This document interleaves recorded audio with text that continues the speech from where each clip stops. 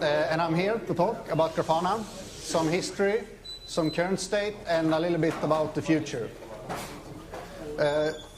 For those of you who don't know Grafana, my clicker doesn't work.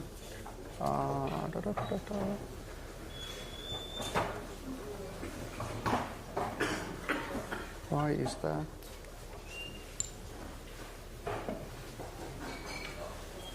Okay, nice. Grafana is a dashboarding tool for visualizing time series data. It's not a database and it's not a collector, so it only visualizes data. And in latest release, we also alert on data. I'm not sure if the lighting is... So it needs to be that for the camera. Oh, okay. This is going to be fun.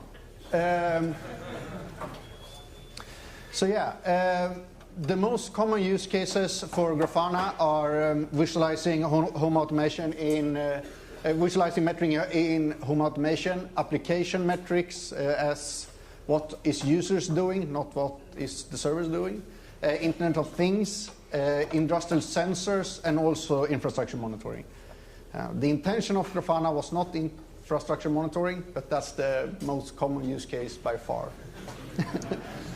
A small disclaimer.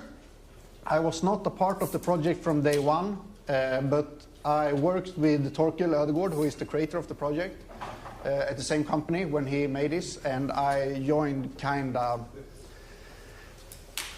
about a year after he decided to leave that company.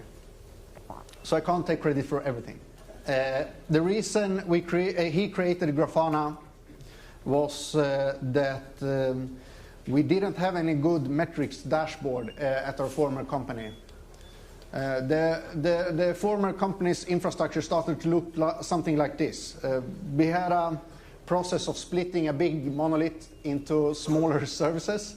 I don't want to say microservices because this was like 5 years ago, so it wasn't made up yet. And also, there wasn't super tiny. We had around 65 or 70 deployable units on a bunch of different servers, but there's nothing compared to the madness of today. Anyway, to get an overview of the system once we had split it up so much was very hard, and the logs just didn't cut it anymore. We started using the elk stack for logs, and we liked that for logs, but still it's not possible to get the complete overview what your users are doing right now. So we started using Graphite for user data, not anything regarding servers. We still had our proprietary monitoring system doing checks on all the servers. I don't want to mention the name of the service, but that wasn't the main use case. User metrics was the main use case. So that's why we developed Grafana in a certain way in the future, from the beginning. And the initial version of Grafana was a front-end only application. It didn't have any back-end. It was just a web application asking for JSON dashboards from Elasticsearch. And when you save them, you just send the dashboard as a JSON blob to Elasticsearch, and that's it. Kind of simple start, which was good because it got us starting rather than doing everything perfect. Eventually, we got support for InfluxDB and OpenTSDB in Grafana 1X, and we started having more panels. We got the single stat panel and, of course, the graph panel. That was the main parts of 1X. In 2X, Grafana got its own backend, written in Go, of course, because that's what you do. You write stuff in Go. And we decided to use a relational model database to store all the dashboards instead. And the only reason for that was to make it really simple for people to get started. So by default, Grafana uses SQLite, but you can switch it to MySQL or Postgres or something like that. We really wanted an easy start experience for new users. Grafana also got an API at this age for automation and so on. We introduced users, permissions, and so on. And this was also about when I decided to quit my former company and start working full-time with Grafana, with Torque. In Grafana 2X, we had 3 new data sources: Prometheus, Elastic, and CloudWatch. And we also had a new panel called Table Panel. And around this point, we started thinking more about the plugin system, because we had a rough plugin system in 1X for data sources, but now we kind of realized that we also needed plugin system for panels, and we also know that everyone was creating time series databases. Every startup strategy included time series databases at this point. And we also added, the coloring, amazing. Added support for mixed panels, so you can have you can mix different data sources in one panel. And we found this really useful when when we want to view infrastructure data with user data and even business data, because they tended to be stored in different databases. So we had some information in Elastic, some information in Graphite, and some information in, no, that was it, in other systems that we had custom-built data sources for. And mixing them is really, was really important for us, because it gives a much better overview when you have them in the same graph rather than 2 panels side to side. I will catch stuff that you can't just catch stuff without, it's so much easier to see stuff and find a problem rather than trying to find a problem by scrolling and comparing panels side by side. In Grafana 3X, Sorry, can you switch off the what? Yes, no, we can.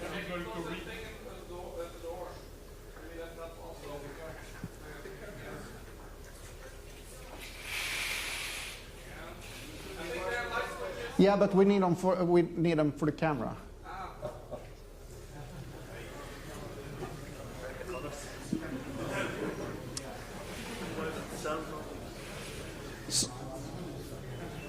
So Grafana 3X.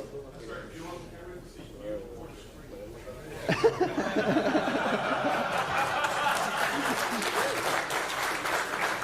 have a separate feed for the slides. So anyway, Grafana 3X. We rewrote a lot of the UX to make it much more prettier. Grafana 2X was kind of rough. We didn't really like the design, and UX is important for us because having people adopt Grafana is one of the key strengths, we think at least. Compared to other dashboard tools, we think this is the most beautiful one, and it's the easiest one to get started with. We know it's kind of rough in the edges sometimes, but compared to others, it's still much easier and inclusive. We created a Okay, stream's okay. nice. 20 seconds. So we wait 20 seconds, go on. So we also created a companion site for Grafana called grafana.net, where you can host plugins and dashboards. So you can upload your data sources and you can upload panels and so on. And this was a major rewrite from our part because we had to stabilize the API for a long period to enable the plugin system. It's unviewable without them. But there was no big feature release for the end user per se, but plugins should enable end users to do more stuff. We also created a CLI for managing the plugins. And that was kind of enough history, I think. It was the major changes, and this is the current state of Grafana. So these numbers are public on playgrafana.org. I don't think you can read that URL, but it's in the slides later. And every day, every Grafana server sends some statistics about user count, dashboards, and so on. There's no sensitive information in that call home feature. It's very important for us that people can feel safe about using it. But it gives us so much nice data, like versions and so on, so we can see new features taking off or don't taking off or stuff like that. So it's very important for us.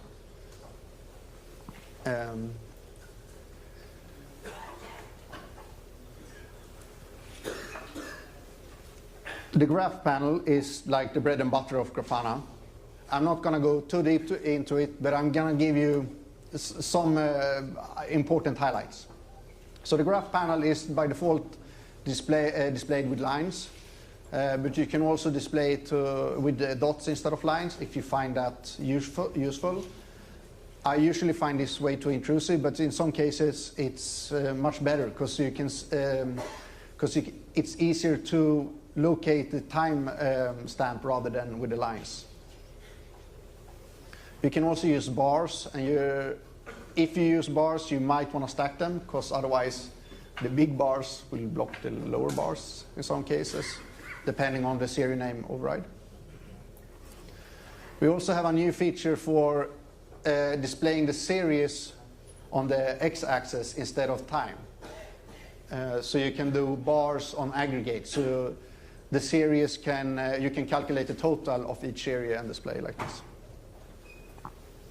And whenever you create your dashboard, I think it's important that you try to fine-tune it to make it beautiful, because that will make adoption much likely. And two of my favorite ways of doing that is the series override. So in this example, which shows percentiles, I've changed the draw mode for the 95 percentile to use dots, because the 95 percentile usually is very volatile, while the other percentiles are kind of steady. So using dots for the 95 percentile makes it less intrusive, but it's still there. And the other one is, if you have an average of something, you could also draw the mean and max and fill the gap between them. So you will see what the average is calculated by, because sometimes the average will hide information for you depending on how big the gap is. And this is a small and simple way of making sure you would catch that information as well. And you can do that by displaying series override in the display tab, and then you specify a name of a series or a regexp, and then you can apply overrides from the settings you currently have in the panel. This is something I love to do because nice panels is so much better. Another caution about the graph panel is when people use legends. If you have mean, max, and average, and a query containing aggregation like mean, then the mean will not be the raw mean. It will be the mean of the averages. And this is very common and confusing because people are expecting to see the real mean value. But that's never the case, because Grafana will only see the average value. Because I don't think there's any time series database that returns the average or max value in the query for the series as well. That would be awesome, but I don't think anyone does that.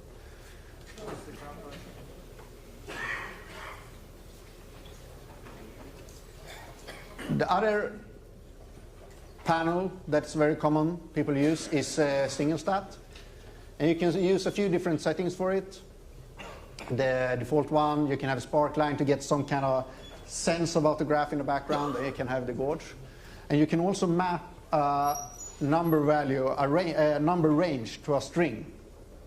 And that might make it very easy to get a feeling for what the status is. So in this case, you can map it to Unicodes.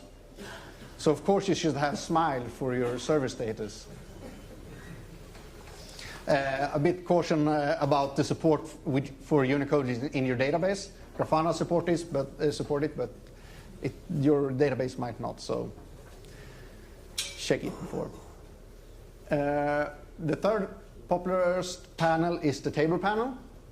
So this is a way to display time series as tabular data. And you can either display them with a timestamp per row, or you can do aggregation per series. And you can do coloring with thresholds and so on. I think this also serves a good purpose in overview dashboards where you might want to get a last status of some series.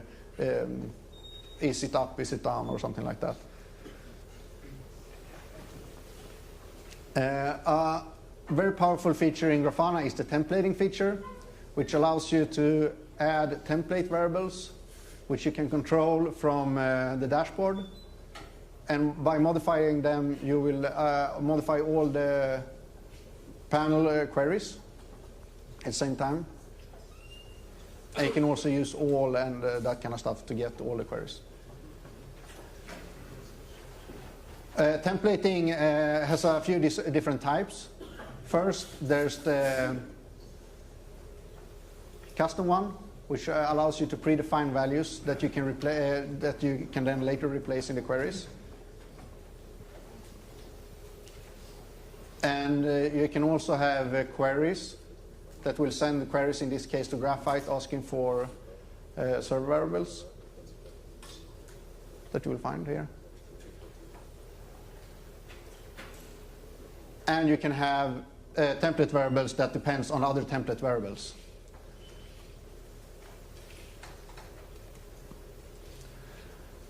And you can also have data sources as template variables, in which case you have to specify which type of database, and Grafana will suggest the data sources you have. This makes it easy to have one Grafana for different environments, so you can have production and test and staging from one Grafana and reuse the dashboard. Annotation is a way of highlighting events in the time series, and by default they are added to all the graphs in the dashboard. You can give them tags, and you can also have links in the details. So if you want to link to some systems with more information about deploys or something happening to the system, it's really important to get that in the timeline as well, I think. A cool feature, which was one of my first big features in Grafana, is the playlist one.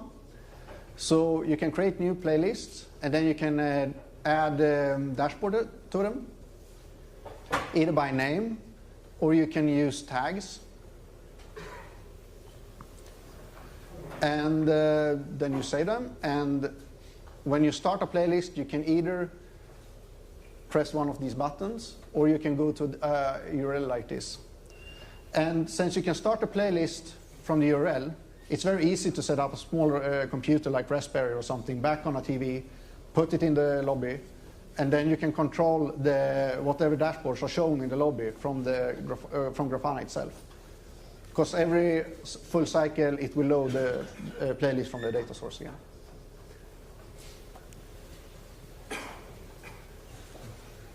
This is a bunch of shortcuts. I don't think you see any one of them. The most important one is if you stand over a panel and press E, you go to edit mode directly instead of having to click the title, which is super nice for speed. You can also share dashboards. And if you have internal Grafana, you might want to share it publicly. And public Grafana instances means most of the case that anyone who can access the Grafana instance can access your time series database. And that's not a good idea, because it's kind of easy to overload a time series database. So instead of hosting Grafana publicly, you should create snapshots with the data you want to show. GitLab had a maintenance problem last week, and they did a really honorable way of publishing a lot of data. Kudos to them. It was kind of sad to see that their Grafana servers went bonkers in the same second they published it. Using shared snapshots instead would have been no problem, because when you publish them, you can publish them to the Grafana instance you're currently running, or you can publish them to our Grafana, and we will publish them behind a CDN.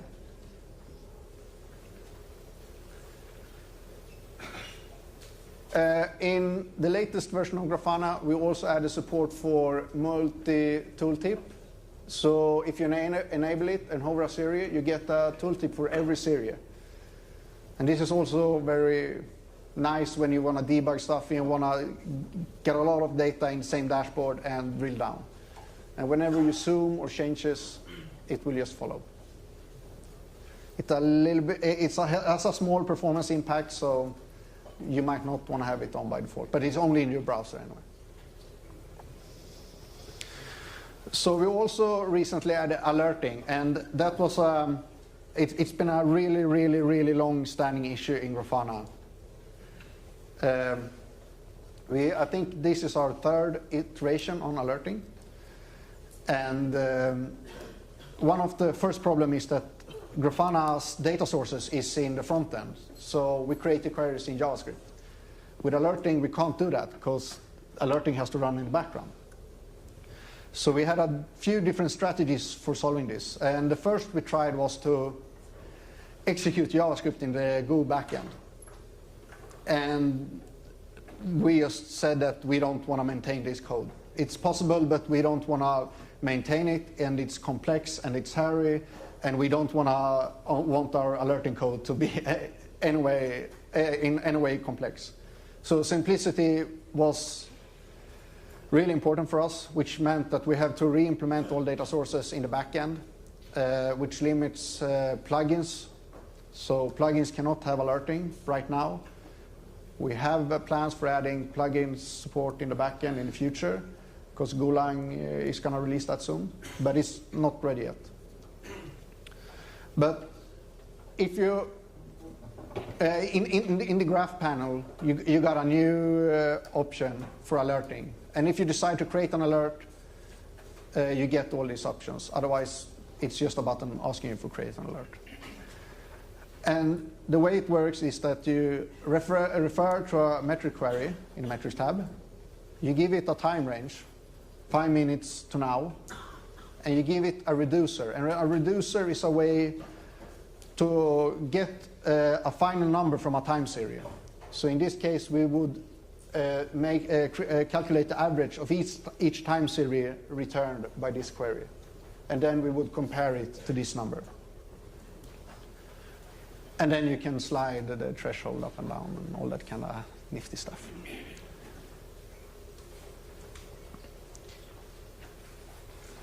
Whenever an alert is triggered, there's a few different alert notification channels. Slack, of course, which will take a screenshot of the graph where it's alerting. It will give you all the series names that violated the threshold, and some alerting descriptions and so on. And this is the model for the alert. So alert contains conditions, and this can be an array of conditions. And whenever one of these conditions are met, well, you can have or statements or and statements. It depends on how you create your query. But if the result of these somehow triggers, we will send you an alert. It might be simple compared to other solutions, but we want it to be really simple. Our aim is not for 100% of all business cases. We really want to satisfy the beginner to medium complex users. Grafana.net, as I mentioned earlier, is our companion site. We're going to rename it Grafana.com eventually. The reasoning why we picked Grafana.net is strange even for us in hindsight. Where you can you can find plugins, both data sources and panels, and you can also find dashboards. And a few plugins that I really like are the first one is the world map, which allows you to map time series data to geopoint location or country codes, which can be kind of nice to see if you have multi-data centers, or you can see where customers are coming from or stuff like that. The second favorite one is the diagram panel, which allows you to draw diagrams like this and connect the boxes to a time series. So it's not a weather map, but it's something more simple. And you create these diagrams by Markdown, not Markdown, but DSL called Myriad GS. And the last one is the custom JSON data source, which allows you to integrate any old legacy system to Grafana. It's mainly a way for Grafana sending away requests and expect your custom web app to respond with time series. And the custom web app can also suggest queries and so on. Because there's always going to be some old system that you want to graph, and you're never going to just have one system for monitoring.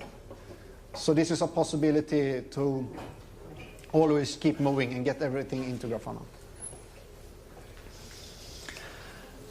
Dashboard was also introduced in 3.0, but it's been growing steadily. So if you work on a project like a Prometheus exporter or some framework that exposes metrics, you can create a dashboard, upload it to Grafana.net, and others will see that and can download the dashboard from Grafana.net. And this makes it much, much, much easier to get started with your product. And it's a way of sharing and contributing to open source without having to code in Grafana.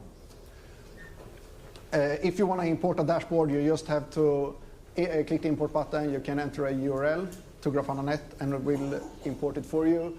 And then you have to select some properties like data sources and so on. And as I said earlier, sharing dashboards is a good way of contributing back to the community and making sure everyone can consume and visualize metrics. This is our first poster we created for Grafana. Yeah, I think just the dashboard thing we added very much aligns with this, making everyone able to view dashboard metrics. We also recently introduced hosted Grafana. It's still in beta, but if you're interested, come poke me afterwards, and I will hook you up. You just give it a name, and the cloud will take care of the rest.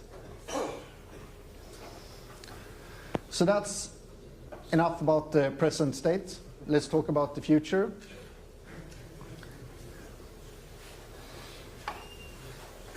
So the future contains 4 things that I want to mention.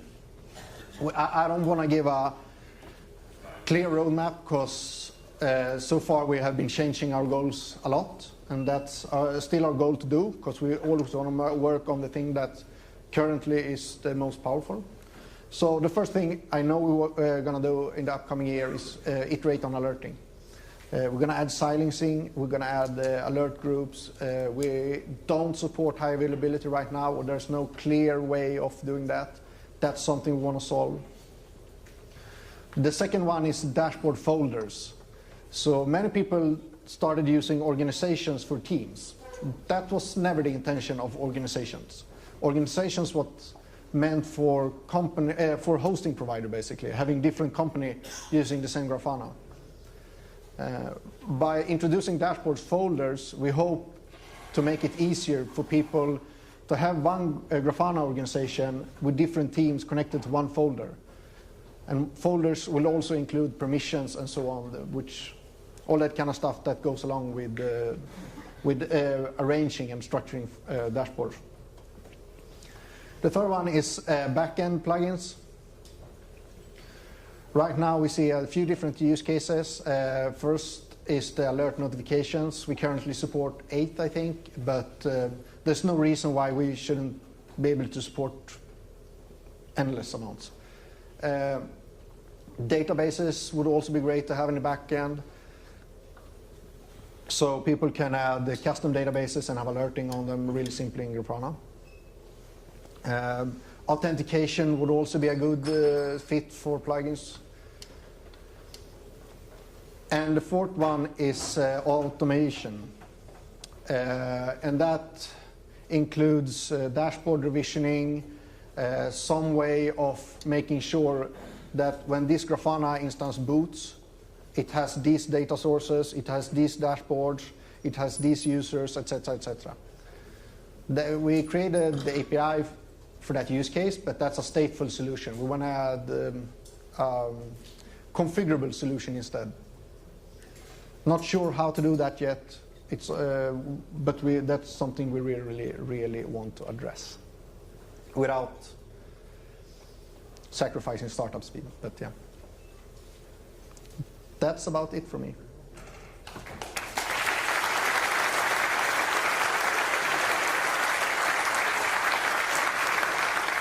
I also have a bunch of Grafana t-shirts that I can't take back with me because I don't check luggage.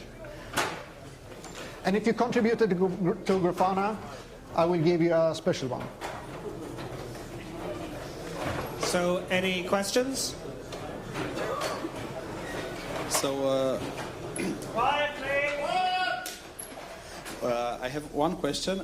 If I want to implement a simple Grafana solution, say at my company we want to graph how long a certain process runs every day, and I'm currently drowning in options with regards to time series database, backends, and so on. What would I need? How should I? What would be a quick start to implement such a demo? So the first thing I would suggest is to just get started with one time series database. If you can't decide, just pick one and get started. And once you see the value, you can pick the right one for you. It's because I do agree, there's so many right now, it's hard to choose. Exactly, but just choose one and you will get started, and then you will see the value. And then you can spend money, time and money deciding which one suits your use case most. So, but is one that Grafana prefers, or? No. We support a lot of different data sources, and all will return time series numbers, so we will graph them all. No problem. Hi. My question is a little bit strange.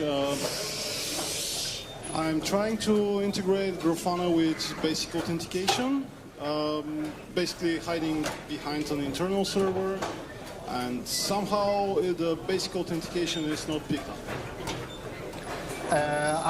We can look at that afterwards instead. That's a kind of specific question, if that's okay for you. Any other questions? By the way, how long you're going to be here? I'm leaving tomorrow. I'll stick around. I can do it. Very simple question. So we've seen that we can now import dashboards. Can you hear me? Can you hear me now? Yeah. Okay. We've seen that we can import dashboards as JSONs. Is it possible now to export them to JSONs without uploading them to? Yeah. Okay. Either you can view your JSON or you can export them to the format for importing. So you can export them and you get a variable selection for data sources and so on. Yeah, is there a plan to allow full text search? Is there a plan to allow full text search, like I would say in Kibana, so to support Elasticsearch full text search engine? Sorry. So in Kibana, there is a free text field, and it would be really awesome to have that in Grafana. Is there a plan to have that? Yeah, that's something we've been considering, but it's since panels are supposed to act on them by themselves in Grafana, it's kind of tricky to introduce, but it would be possible, yeah. You could use template variables for that. You can just type whatever in the template variable. You can just type whatever. But there's not, yeah, we should add a template variable just for that. Yeah. Okay. Thank you. Next question. Anyone on this side, so I have to go around. Yeah, I see him. This is going to be fun to get to.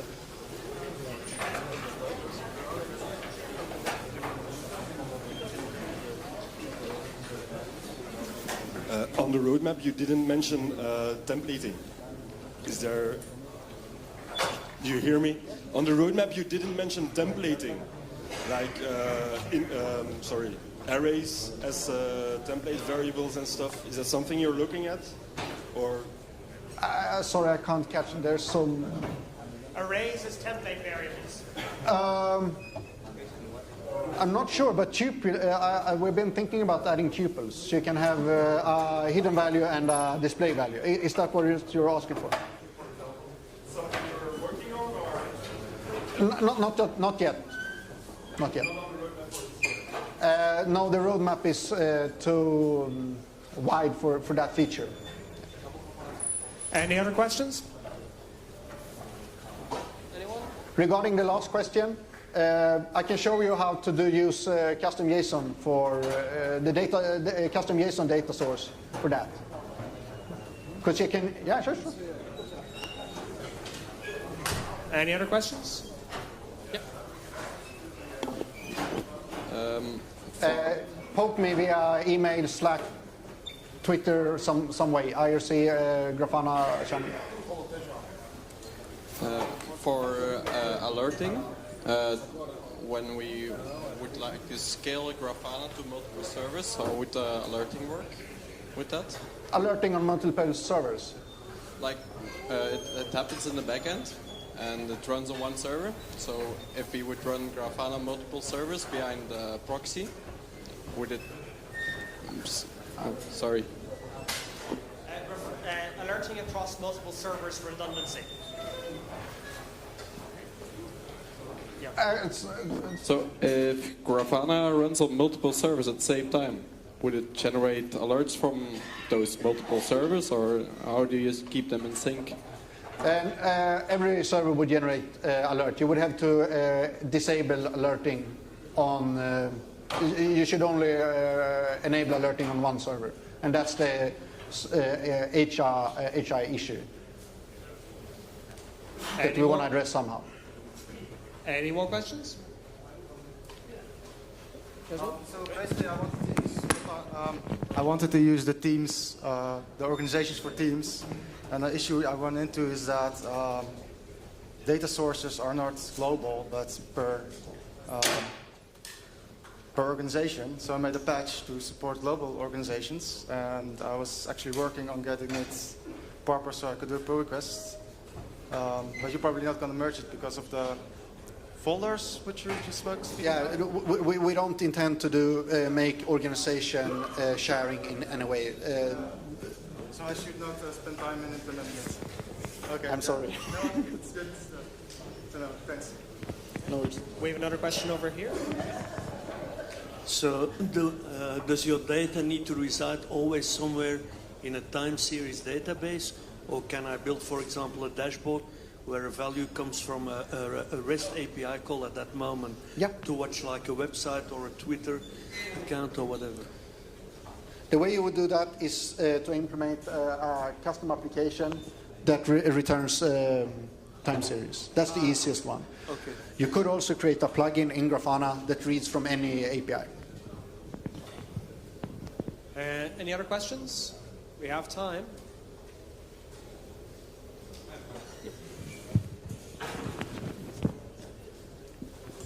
This is really kind of nitpicking, but is there any way to get the playlist feature to wait with displaying the new dashboard until it's fully rendered in the browser? No, not at the moment. Okay. Please file a feature request. Any other questions? That's a good feature question. Okay. Going once. Oh, there's one on the end again.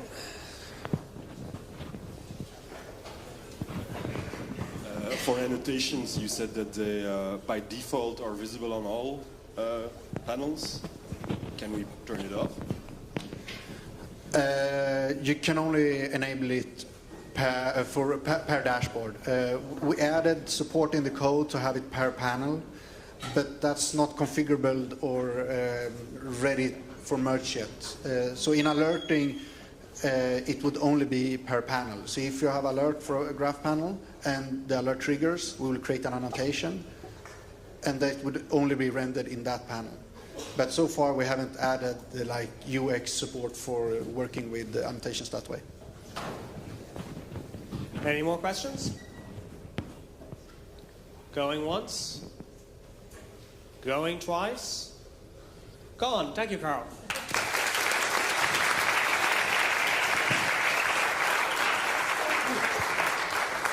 So the next talk is in 25 minutes.